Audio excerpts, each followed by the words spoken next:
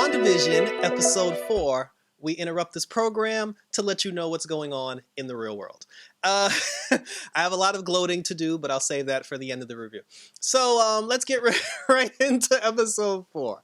So this episode starts, we finally get some insight as to what's going on, because for the first 3 episodes, we basically got 3 episodes worth of sitcom. This takes us back to Geraldine. This is Geraldine's perspective, or a Monica Rambeau,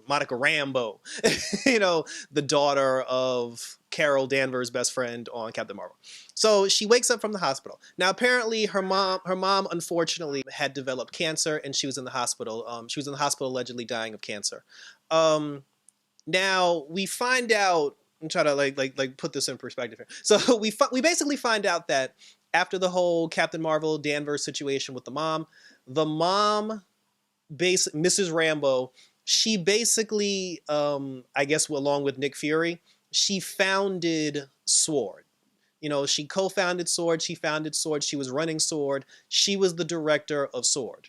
Monica, her daughter, became an agent of Sword as well, and she served under her mom. Her mom ended up getting cancer. She was in the hospital because she had to have surgery. Monica was with her mom while she had surgery throughout the entire thing. Her mom had the surgery. The surgery went okay. She was told that the surgery was fine and that her mom was going to make a full recovery. So while her mom was, recovering from the surgery and she was in the bed, she was next to her mom in the bed. And I guess while Monica fell asleep while she was watching over her mom, the Thanos snap happened, and then Monica disappeared. But her mom actually stayed. Like her mom stayed, but Monica was the one who disappeared. So fast forward 5 years later, because it was 5 years after the Thanos snap. So Monica, when the Hulk brought everybody back, Monica comes back. She looks over. She doesn't see her mom. She's running through the hospital now, trying to find her mom. All the people that got, that got snapped away, or blipped away as they call it. All these people that got sent away, they all started coming back. So the hospital got flooded with all these patients because people were just reappearing out of nowhere. Monica bumps into a nurse, and then she's just like, "Yeah, what happened to my mom?" And then she said that after Monica disappeared, after she disappeared with her, she said, "You've been gone for 5 years." She said, "You disappeared for 5 years." She said that, your mom did recover from the surgery, but then the cancer ended up coming back, unfortunately, and she died 2 years after you disappeared. So now that she's back, she learned that her mom is gone, which is very sad. So she then immediately goes back to work. And then when she goes back to work, there's a plaque hanging up, that honors her mother. She meets the new director. There was another person that served under Sword along with her mom. So Monica's kind of feeling some kind of way about it, because 1, she just found out that she lost her mom. And 2, Sword was basically like her mom's thing. That was her mom's legacy. Her mom built Sword. Her mom created Sword. And she obviously assumed that she would be the person to one day take over, and be the director of Sword just like her mom did. But now, because she disappeared for 5 years, this new dude took over, and she's feeling some kind of way about that. So then Monica's whole thing, she was just like, all right, she's like, well, put me back out there, coach. She's like, let me go into outer space and kick some ass. The guy was like, no, because there's a protocol in place that says that aside from like regular ground field work, you specifically are not allowed to go into outer space. And then she's like, who's the bastard who came up with that protocol? And he was like, well, that was your mom's idea. But he was like, hey, I do have this situation going on in New Jersey that's involving like a missing town. And if you want, you can go check that out. So she goes down there. She goes to New Jersey to check it out. First person she bumps into is, I believe, Agent Wu. And if I'm not mistaken, he was the same person. He was the same agent who was in the Ant-Man movies. Like, he was the funny like agent guy in the Ant-Man movies. So it was nice to see him back. So they're having a conversation. They're talking to 2 police officers. They're like, yo, what happened to the town? He's like, ain't nothing wrong with the town. They actually told him that the town doesn't exist. They said that there is no Westford or whatever. And then she was just like, well, then where are you guys from? And he's like, we're from the East. So the cops drive away. And then, Monica asked Detective Wu, she was like, bro, like Agent Wu, she was just like, how come you haven't gone into the town? And he was like, well, the town doesn't want me to go in there. And he was just like, don't you feel the energy? Don't you feel the vibe? It's like, we can't enter. So she has a little drones, because remember the Tony Stark Sword helicopter that everybody was freaking out over. Those are basically drones that Monica uses. Monica has a bunch of drones, like little like plane-based drones that she sends to do certain things. She sends the drone in, the drone disappears.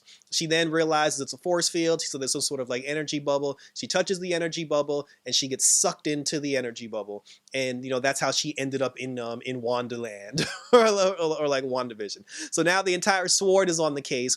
They basically set up shop. They built all this other stuff. They're trying to bring in people to try to decipher what this energy thing is and what's going on, which brings back another old character.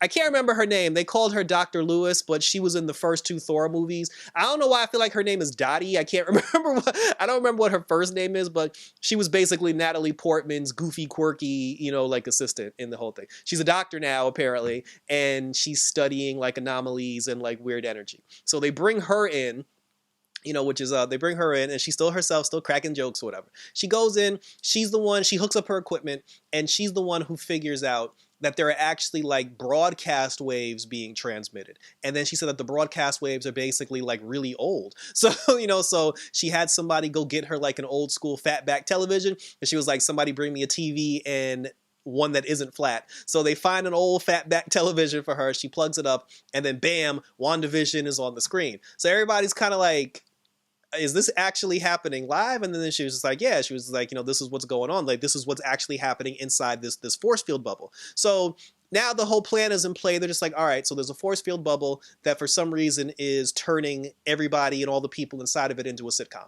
They start, so basically everybody starts watching the sitcom just to get information and to get clues. They start naming the people that are in there. Every single person that they named who's a part of the WandaVision show, they're not agents of SWORD. They're basically, like I said before, they're regular people who live in the town.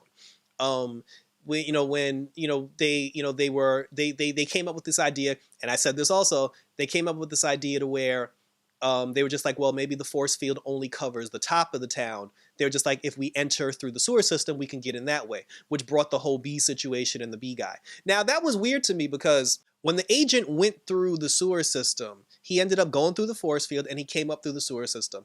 He didn't have bees surrounding him when he was in the sewers. When he came up out of the sewers and everything turned black and white, that's where all them bees showed up, which was which was crazy.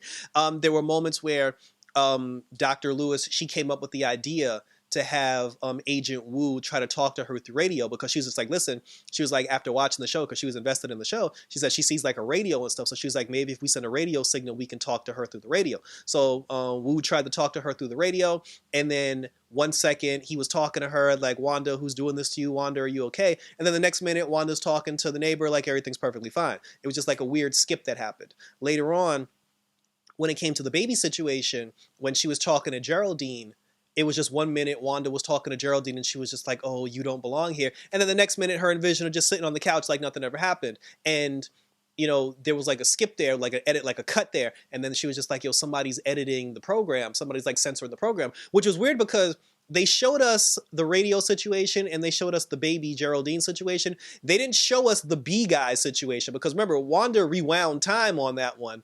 And that particular situation never got brought up, which I thought was a little odd.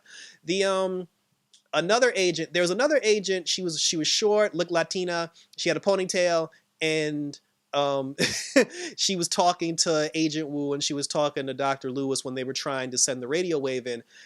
She played on Swamp Thing. She was Dr. Woodrow's wife, who had the memory loss situation. So anyway, so now they're just like, they've established the fact that there's a TV show being created. They're watching the TV show. They're looking for clues. They're trying to get all these answers. They can't get answered. They can't get the answers they need because nobody knows what's going on. They're even questioning, why are we going from the 50s to the 60s to the 70s?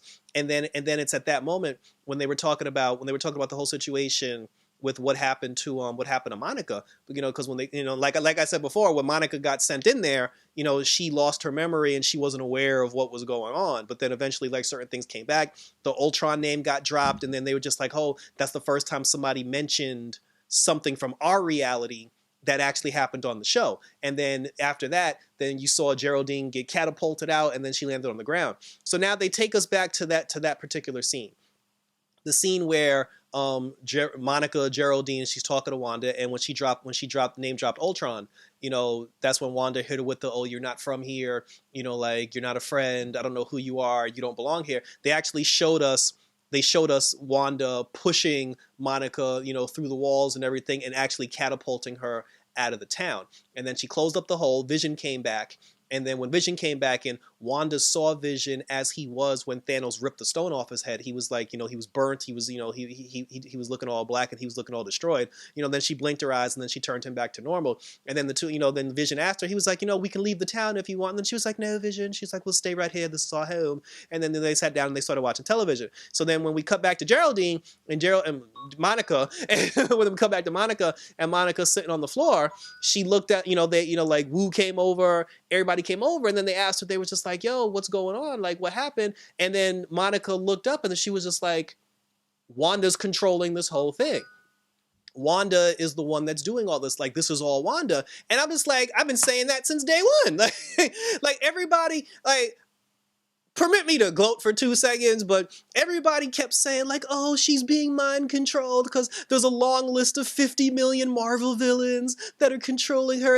I was the only person who was like, she knows damn well what she's doing. She knows what's going on. Wanda is controlling this whole situation because she's creating a happy ending for herself because she's emotionally distraught over losing Vision. And Monica basically backed me up on that one. And she was just like it's all Wanda. Wanda knows what's going on. So, we finally got some answers. And, we did get some answers, but this also leads to more questions. It's like, why did Wanda do this to begin with? What was the driving force behind this? Again, we now know that the neighbors aren't really anybody. Like, they're not agents. They're basically just regular people or whatever. But some stuff finally happened. We got the Geraldine backstory. We finally know that it's Wanda who's actually doing this and controlling this. Although we still don't know the answers to why. We don't know what made Wanda do this to begin with. We don't know why she's specifically choosing sitcom eras of television to go to. We don't know, like, hey, is SWORD the only organization that's trying to bust through that bubble as well? Because like I said, they never brought up the B guy again. There could be other forces at work here, but the way it's being painted so far is that Wanda is the villain and Wanda's the one that's creating this bubble because, like I said, she's trying to give herself a happy ending. So that was it. Like I said, this was good. This was probably the best episode so far, only because like answers were finally being given. Like I said, I like the whole situation with Monica because I don't think we're finished as far as Monica trying to get her mama's chair back, and SWORD. So I honestly don't know what's gonna happen in the next episode because it was almost like now that they've given us the answers, they didn't lead us into anything else that's supposed to happen, whether it's like next week or whatever the situation may be. So I guess when next week comes, we're just going to still try to find ways to break into this bubble. But we now have some cast of characters. The curtain's been pulled back a little bit. So we'll keep riding the train. We'll keep peeling back the clues to find out what happens. So leave your comments below. Let me know what you think is going to happen next week. Where does the show go now that, like I said, now the curtain's been pulled back a little bit? What's going on with Wanda? Why do you think Wanda's doing this? Outside from giving herself a happy ending, what was the driving force that made her decide to give herself a happy ending to begin with as well? Do any other Avengers pop up? Like what happened to Wanda after Tony's funeral? As I said, we'll have a conversation. We'll talk about it. Leave a comment, like, and or subscribe. Check me out on social media. Check out my review for Batwoman episode 3 when that drops on Monday. And we'll keep this superhero train going. So for WandaVision, guys, take care. And for Agents of SWORD, I'm out this bitch.